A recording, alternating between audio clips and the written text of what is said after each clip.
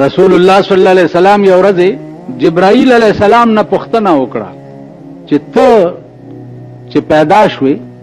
دا بل ټکی یو د کار واورئ چې په تمام ملائکو کې اول الله خلقت د جبرائیل علیه السلام کړي، اول دې پیدا او د اول د پیدا کولو غرض داو چې زما د محبوبانو او خاص کر د جناب محمد رسول الله صلی الله علیه وسلم په منځ کې با رهبار چې کوم دی هغه څوک جبرائیل رهبار دیته وای. رحمان بابا وای کنه وی لهبت رهبار پختل نشما، لهبت رهبار پختل نشما، خدای دست بی ویلی وی رهبار تا د معشوقي دومره روب دی، دومره روب دی چې د ډېر هیبت نه هغه رهبار نه پوښتنه هم نشم کولی. خدای خبر چې څه به ورته ویلي، څه سخته خبره ورته نه کړي. عزیزانو دا خبرې خو که تاسو خیال وکئ هغه قلبي عشق سره تعلق لري. اوس په ایمان درته هم خفه نه شئ، مونږ او تاسو په دې پوهېږو نه چې دا رهبار څه ته وایي او که نه جي هغه دغه کیسه ده د هغه مړي چې هغه من ربک تپوس ترې وکړو په قبر کې ویل من ربک ویل ویل څه ویل من ربک ویل رب څه کوې زه ربونه څه پېژنم یو قپ مړی بني وږی یم مونږ هغه یو. اوس رهبار څه ته وایي دا پوښتنه رحمان بابا نه ورشئ په قبر کې وکړئ چې رهبار څه ته وایي. نو جبرائیل علیه السلام چې دا رهبار و دا اول پیدا کړی. نو رسول الله صلی الله علیه وسلم ته تپوس وکړو چې تا چې خدای پاک پیدا کړي نو تا اول څه لیدلی و یا رسول الله زه چې پیدا شم نو ایس نو صرف د ښي طرف ته یو ستوری و چا به ځلېدو نور څه نو. رسول الله صلی الله علیه وسلم ورته وفرمایل چې جبرئیل هغه ستوری زما نور و، ستا د پیدا کولو نم زرګونه کاله مخکې خدای مخکې پیدا کړي دا زما نور. اوس دا شی کائنات سبب د دغه نور دپاره جوړو چې دا به په آخر کې پې راځي چې دا هر څه ورته تیار. که ژوندي وی او زم ژوندی وما په دې بیان کې به آینده راشي چې په دې کائنات کې اسمانونو ته دغه پیغمبر خدای پاک بوتله نو دا یې څه څه لیدلي ولته او څه څه وو، عرش څنګه و، کرسی څنګه وه، جنت څنګه و، دوزخ څنګه و، دا به په دې بیانونو کې راشي. عزیزانو هغه نور بیا د آدم علیه السلام د ملا نه واله د هر یو پیغمبر په ملا کې برا منتقل کېده، حتی کې چې راغی د عبدالله صاحب ملا ته چې څه وخت کې حضور صلی الله علیه وسلم د مور په حمل شو او د بار وفات په ورځ د پیر په سحر باندې د پیدا شو. سحر تیاره وه، مور وی د مور څه نامه وه بی بی آمنه وی چې په خدای قسم چې رسول الله صلی الله علیه وسلم څه وخت کې زما د نفس نه ځمکې ته راغی دا دنیا ټوله داسې رڼا شوه چې ما د قیصر او د کسرا منارې ولیدې، داسې رڼا جوړه شوه. عزیزانو دا لیلة القدر شپه ده، دا د خدای پاک تاسو ته وښیي د لیلة القدر په شپه باندې چې کومه شپه د لیلة القدر او ته پکې راویښ شوې نو دا ټوله دنیا به داسې ګورې لکه دې تلي ته چې ګورې داسې، او یو شی به پکې وګورې چې په دې تمام کائنات کې به هیڅ شی ولاړ نه ګورې، ټول به خدای ته په سجده پراته وي، که دا ونې دي که دا محلونه دي او که دا بوټي دي هر څه چې دی دا ځمکه به داسې تلې او هر شی به خدای ته په سجده پروت وي، داسې رڼا به وي چې د مشرق او مغرب به درته د دې تلي په شان ښکاري. نو بی بی آمنه وایي چې ما داسې رڼا شوه چې د مکې نه د قیصر او د کسرا منارې ولیدې. عزیزانو ماشوم اوس خدای پوهېږي چې څه وخت کې دی پیدا شو. علما لیکي چې دی چې د مور په حملو نو مور به چېرته د لرګو ګېډې راوړو کور ته نو لرګې ګېډې به 2 فوټه د سر نه اوچت روانو، په سر به نه کېد ځکه چې خېټه کې سردار کونین پروت و. په لاره به چې مور روانه وه او نور به نو د عربو غوندې ګرمي دا وریځ به راکوزه شوه د هغې په سر باندې به لکه د چترۍ غوندې روانه د مور په خېټه کې و چې پلار یې عبدالله صاحب وفات شو چې څه وخت کې پیدا شو بی بی حلیمې ته حواله کړی شو د تی ورکولو دپاره څه چې د عربو رواج و چې د 6 کالو شو نو مور یې وفات شوه د 6 کالو په عمر کې یتیم او یسیر دواړه شو دی راغی د خپل تره په تربیت کې د ابو طالب صاحب په تربیت کې دی لویده چې څه وخت کې زلمی شو 25 کالو ته عمر ورسېده په دغه مکه کې یو بیبي وه بیبي خدیجة الکبرا رضی الله تعالی عنها ورته وایي د هغې عمر 40 کاله هغې تقاضا وکړه چې دې هلک سره زه نکاح تړم ابو طالب صاحب په کور کې د هغې رسمي نکاح وشو او د بیبي خدیجې سره د 25 کال په عمر کې نکاح وتړل هر یو کار چې دی کوي هر یو کار نو هغه څه د عقل نه بار باري د عقل نه اوچتي نو دی په خپلو هلکانو او همزولو کې په امین مشهور شو امین معنا دا امانتګار چې د په بچپن کې چرته خیانت نه دی کړی نو د ډېر صدق او د ډېر رښتینوالي نه په نوجوان طبقه کې دی په امین مقرر دا بیبي خدیجه چې څه وخت کې د په عقد نکاح کې راله نو دا وه ډېره مالداره تاجره وه تجارتونه وغیره وغیره هغه اسباب قدرت ورته برابر په دې اسنا کې 15 کاله نور تیر شو حکم ورته وشو چې تیار شه بل یو رحم را روان دی مکې معظمې نه بار منا کې یو غر دی چې هغې غر ته هغې کې یو غار دی هغې ته غار حرا وایي حکم ورته وشو چې دې غار حرا ته به ته ځې او دې ځای کې به ته د الله په ذکر و فکر کې مشغول یې ده ته به خپلې بیبي قجورې او ستوان وغیره دا برابر کړه او دا به غار حرا ته ځان سره یوړه اوس دې وخت کې خو چونکې مکه معظمه کې ډېرې آبادۍ او دغه دي هغه غار هغه وخت کې بالکل د بیت الله شریف ته مخامخ او دا غار نه دا بیت الله ښکارېدو 6 میاشتې په دغه غار کې دی چلو 6 میاشتې پس جبرائیل علیه السلام ورته راغی چې راغی د قرآن کریم یو څو آیاتونه یې راوړه محدثین وایي چې په دغه وخت کې جبرائیل علیه السلام په خپل صورت اصلي کې د ځان وښودو خپل صورت اصلي د جبرائیل دا دی چې د 600 وزرې دي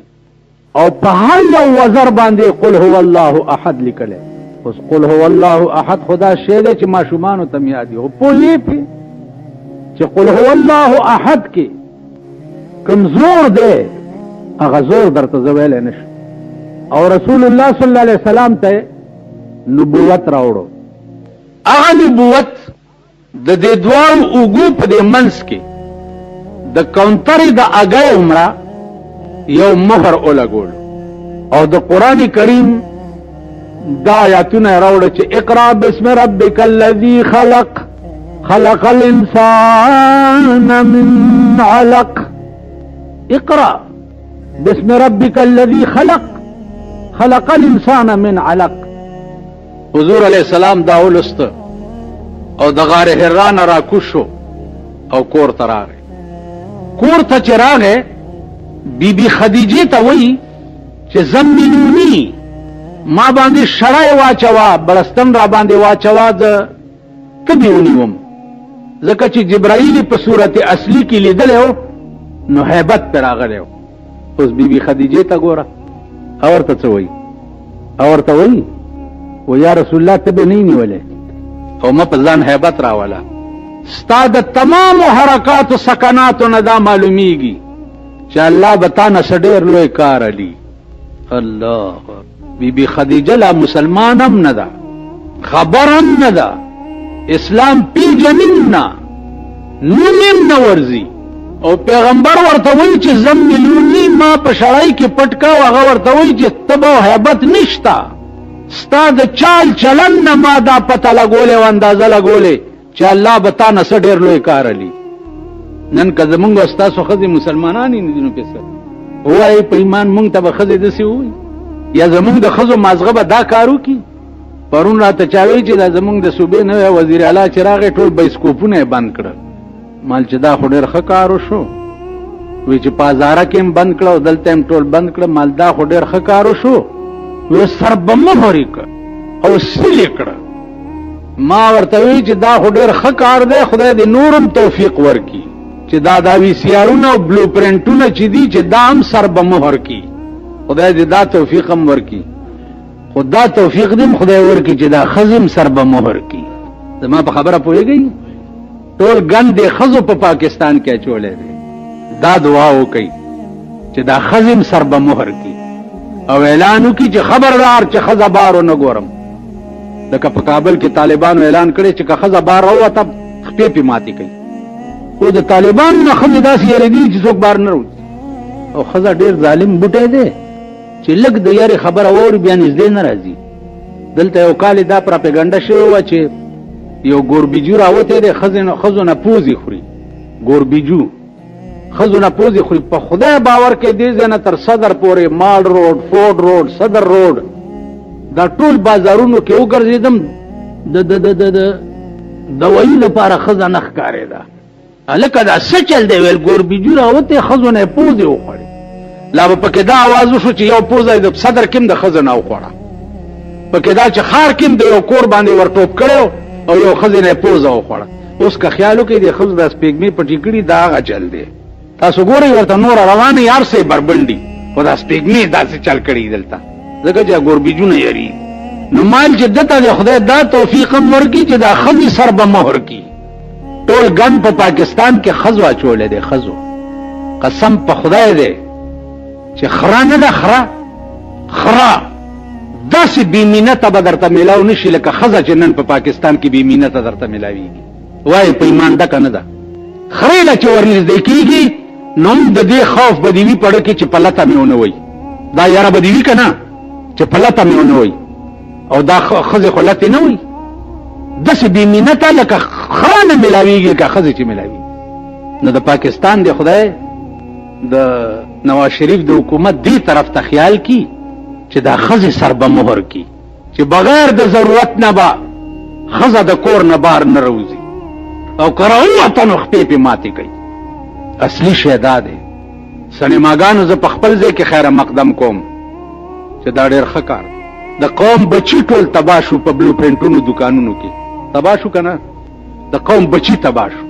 ټول مردار او ګندګان شو. نو دغه طرف ته توجه پکار ده. د عمر پته نه لګي چې یو ورځ به یې که دوه ورځې به یې. خو که ښه کار چا وکړو نو انجام به یې ښیي. دی د علم خدمت کړی دی. دا اسانه خبره نه ده.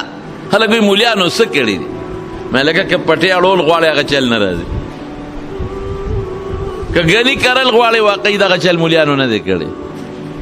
که تجارت وی نو په دغې مولیانو نه پوهېږو پې. او که دا وی چې دا ښکلې عقیده امت ته رسولې نه ده نو دا دروغ وی. که دا وی چې د حضور پاک اخلاق یې ما ته نه دي رسولې دلته هم دروغجن کېږي.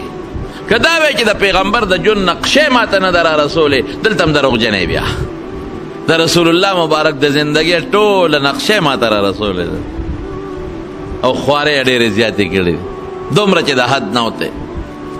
زمونږ امام محمد ابن حسن شیبانی رحمت الله علیه د امام صاحب په خاصو شاګردانو کې دی. یو ځای کې به د حدیثو درس کاو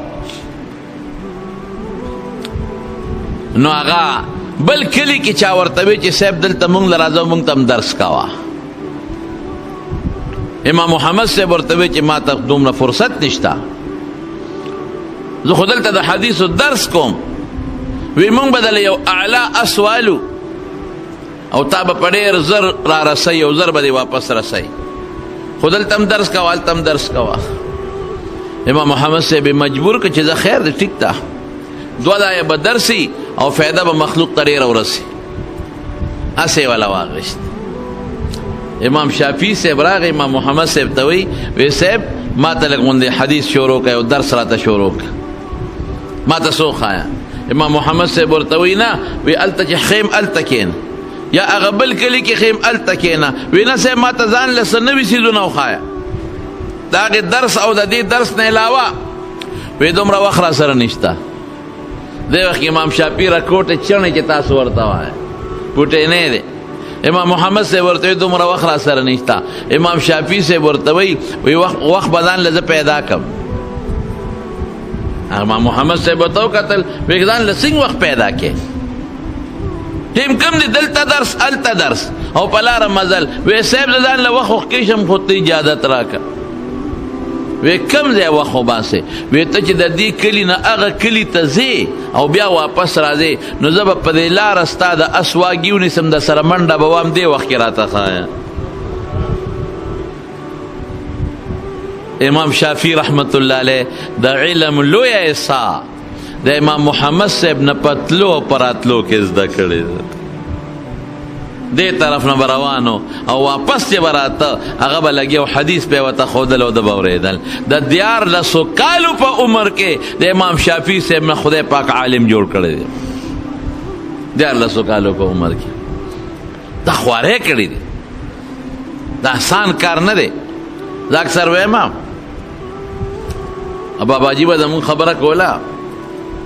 وی یو ډمې زوی ته ډمتوب چل خاو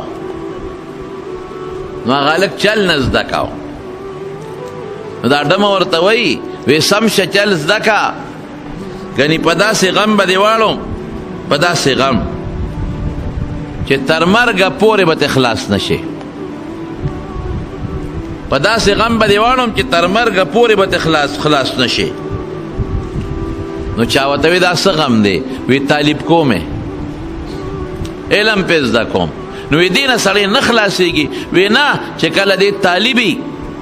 نو سار به سبق وي د شپې به ګوري چې وی نه ګوري خو سبا استاد ته تپوس کوي شرموي واقع چې رښتونی طالبي ابه ټوله ورځ د کتاب نه نوزګارېږي چې رښتیا طلب د علم کوي او چې کله استاد شي نو بیا به مزګاره ورځ نه د ورځې به طالبانو ته ښیي او د شپې به وله ګوري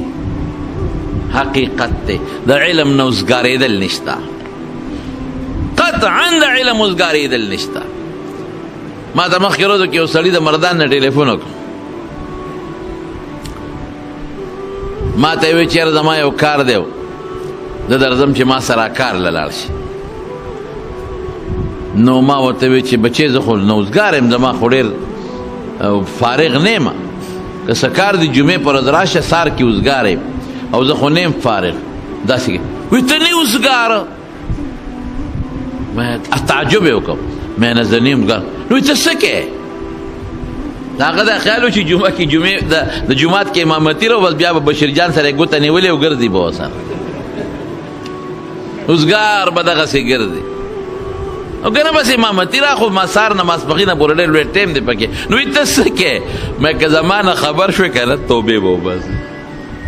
دغه یو مدرسه کې بیا بلې د کلي غم خادی او پوښتنې رانه پاتې د درس د لاسه نو حقیقي واقعي چې سړی دین زده کوي او دین خی د ده اوزګاره ورځ به نه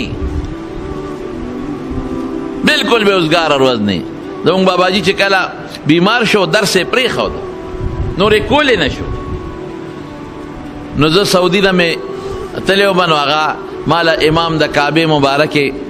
عبدالله ابن سبیل هغه وخت کې د حرم دواړو حرمینو مشر امامو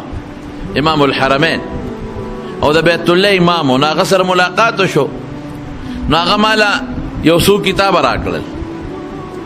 یو کتاب چې نو هغه مغنی د ابن قدامه د امام احمد ابن حنبل د مسلک کتاب دی ولسو جلدو کې دی او بل د ابن تیمیه رحمه الله فتاوه ده په 10 جلدو کې امې راوړل یقین کوه که اوسه پورې ما هغه پوره لا نه ده کتلې کتلې مې ده خو ځای په ځای ټوله سر اول نه اخره پورې نه او زمونږ باباجي به ورته ناستو نه به یې کتله نو دا 19 جلد کتاب یو او 19 جلد کتاب دا بل دی د اول نه اخره پورې کتلی دي د هر کتاب پاول باندې په دې سر خپل لیکلم کړی دی دغه نه پته لګي چې د اخره پورې کتلې دی علم نه اوسګارېدل نشته او د علم نبی کریم صلی الله علیه وسلم فرمای نوم العالم عبادت چې د عالم خوبم عبادت دی دا حدیث الفاظ نه دي ښه دا ما چې کوم دا الفاظ د نبی کریم صلی الله علیه وسلم نه دي خو مفهوم دی د حدیث مفهوم دقه دی چې د عالم نوم العالم د عالم خوب د عبادت دی کدی اودشي او دله خوب ورځي د ستړی دی د ځان دمه کوي څه ته ځان دمه کوي چې بیا به کتاب راوالم او سبا به طالبانو ته بیا سبق یم ستړی شوی یم نور ټینګېدی نشم نو دا خوب یم رب العالمین په عبادت کې شماري عالم ډېر ډېر برکات دي زما وروڼو او علم ډېر د قدر څیز دی او زموږ علمو دې ته نه دي کتلې زموږ امام بخاري رحمت الله علیه هغه فرمایي وی ما چې دا حدیث د نبی علیہ السلام زده کول نو ما په یو بادام او په دو بادام او یو شواروز گزاره کړې ده په یو بادام او په دو بادام سو گزاره کولی شي زموږ مولانا عبدالحق صاحب رحمت الله علیه د دارالعلوم حقانیه مشر زموږ استادو او چې کله دارالعلوم دیوبند ته لاړم داخله مې اغشته سبق مې وی نو داخله بند شوی وه زمونږ د داخلي خپل ټیم چې دې ټیمه پورې که څوک راغی نو داخله به ورکو که رانغی بیا به نه ورکو داخله بنده وه زه خو دې ځای نه تللی وم نه او ښار نه پېښور نه هندوستان ته دیوبند ته وی ډېر پریشان وم وی چې پریشان وم نو یو هلک راته وایي چې ملګري ولې خپه ما ویره رالم او داخله بنده شوې ده نو چې داخله بنده شي ډوډۍ لنګر بیا نه ورکوي او هندوستان کې خو د وظیفې رواج هم نشته دلته خو د وظیفې رواج د خلک په کوڅو کې وظیفه غواړي دا رواج هلته شته نه وی پریشان وی ما ته وی چې په نیمه ډوډۍ دې ګزاره کېږي او داسې لږه غوندې ترکاري ما وی بالکل به پې وکړو وی به دې جومات کې بستره واچوه او طالب دلته غرمه او ماښام لږه غوندې ترکاري راځي او طالب نیمه روټۍ راځي ما یې وشو بستره مې جومات کې واړوله د مدرسې په جومات کې ځکه لنګر بند او دغې هلک به ما له هره غرمه او هر ماښام نیمه روټۍ راکوله او لږه غوندې پوټې ترکاري به یې راکوله کال خلاص شو د سبق ټیم پوره شو د خلاص وی ما دا غالک نه تپوس وکړه چې ملګري ته د کوم ځای ټول کال دې ډوډۍ راکړه او ځان دې راته ونه خاو وی زه د بنګلادیش یم بنګال چې ورته وایي ملګري تا چې دا ډوډۍ راکوله دا نیمه دا د کوم ځای نه راکوله او دا لږه ترکاري د کوم ځای نه راکوله وی هغه راته وی چې په تا مېړه خفه شو علم پسې راغلی